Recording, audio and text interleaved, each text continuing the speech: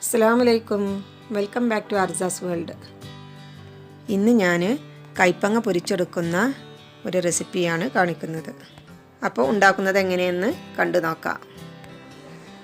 അതിനു മുമ്പായി എൻ്റെ ഈ ചാനൽ ആദ്യമായിട്ടാണ് കാണുന്നതെങ്കിൽ സബ്സ്ക്രൈബ് ചെയ്യാൻ മറക്കല്ലേ. ഞാനിവിടെ കുറച്ച് കൈപ്പങ്ങ കട്ട് ചെയ്തെടുത്തിട്ടുണ്ട്. ഇതിൻ്റെ കയ്പ്പ് കളയണമെന്നുണ്ടെങ്കിൽ ഒരു 5 മിനിറ്റ് നേരം ഉപ്പ് വെള്ളത്തിലിട്ട് വെച്ചാൽ മതി. അതിൻ്റെ കുത്തണ കയ്പ്പൊന്ന് മാറിക്കിട്ടും. ഇനി ഇതൊന്ന് മസാല തേച്ച് വെക്കണം. അതിനായി ഇതിലേക്ക് 1/2 ടീസ്പൂൺ മഞ്ഞൾപ്പൊടി, 1 ടീസ്പൂൺ മുളക് പൊടി, ഇനി ആവശ്യത്തിന് ഉപ്പും ചേർത്ത് കൈപ്പങ്ങ അതിൽക്കിട്ട് നല്ല പോലെ മിക്സ് ചെയ്തെടുക്കണം.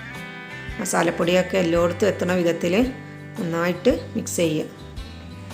കൈപ്പങ്ങ വാങ്ങിക്കുമ്പോൾ പച്ചനിറം കൂടുതലുള്ളത് നോക്കിയിട്ട് വാങ്ങിക്കണം. കയ്പ്പ് കുറച്ച് കൂടുതലുണ്ടെങ്കിലും അതാണ് നല്ലത്. പിന്നെ കൈപ്പങ്ങ കുറച്ച് കയ്പ്പുണ്ടെങ്കിലും ഏത് രീതിയിൽ കൂട്ടാൻ വെച്ചാലും നല്ല ടേസ്റ്റാണ്. ഇങ്ങനെ ഒന്ന് പൊരിച്ചെടുത്താൽ കുറച്ചും കൂടെ ടേസ്റ്റ് കൂടുമെന്ന് മാത്രം. അപ്പോൾ ഇതെല്ലാം നന്നായിട്ട് മിക്സ് ചെയ്തെടുത്തിട്ടുണ്ട്. മസാലപ്പൊടികളൊക്കെ എല്ലായിടത്തും ഒരുപോലെ ആയി വന്നിട്ടുണ്ട്. ഇനി ഇതൊരു 10 മിനിറ്റ് നേരം റെസ്റ്റ് ചെയ്യാൻ വയ്ക്കാം. അപ്പോൾക്ക് ഉപ്പും മസാലപ്പൊടിയൊക്കെ ഇതിലേക്ക് ശരിക്ക് പിടിച്ച് വന്നോളും.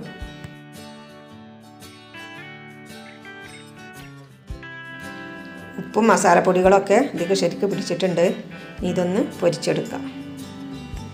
ഇനി ഒരു പാനിലേക്ക് കുറച്ച് എണ്ണ ഒഴിച്ചിട്ട് എണ്ണ ചൂടായി വരുമ്പോൾ അതിലേക്ക് മസാല തേച്ച കൈപ്പങ്ങ ഇട്ട് കൊടുക്കുക.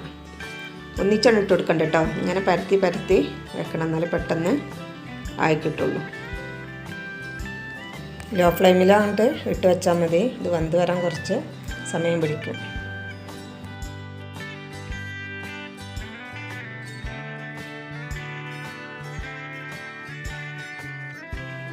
ഇനി ഇതൊരു ഭാഗം വെന്ത് വരുമ്പോൾ മറ്റേ ഭാഗം കൂടെ മറിച്ചിട്ട് വേവിച്ചെടുക്കാം.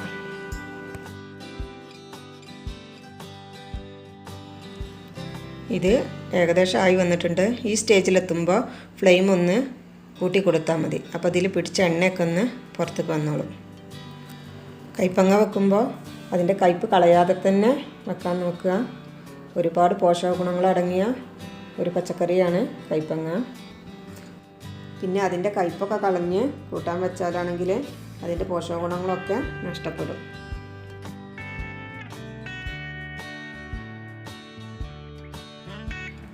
ഇതായി വന്നിട്ടുണ്ട്. ഇത്രയും മതി, അല്ലാണ്ട് അങ്ങോട്ട് കരിഞ്ഞു പോകണ്ട.